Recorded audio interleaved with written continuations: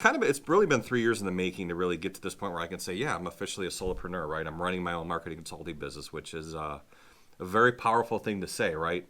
But here's what I did. I picked brains. I said, okay, I'm going to find all local entrepreneurs in the area, and I'm going to call them. I'm going to email them. I'm going to ask them questions. I was on an interview path for about a year. Yeah. Where I talked to a lot of different people. I've thankfully encountered a couple mentors that I have now of mine that have really been helpful for me to kind of say, you can do it, you can do it.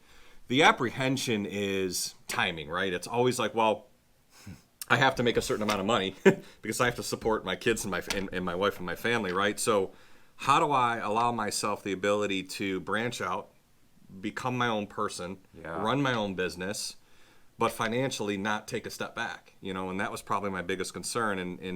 I think that's the biggest concern holding so many people back. Yeah. That's the biggest concern that held me back. Sure. And I think, there were some tense conversations with my wife about, she kind of gave me this weird look like, I'm sorry, who are you and what do you want to do?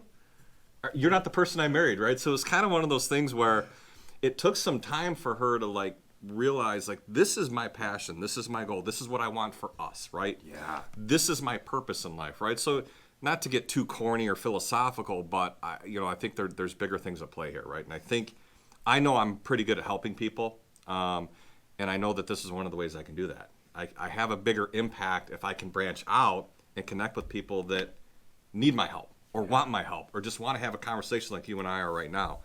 And it took some pretty tense conversations with her to just finally get her to realize this is the next step for us. This is the next step for me.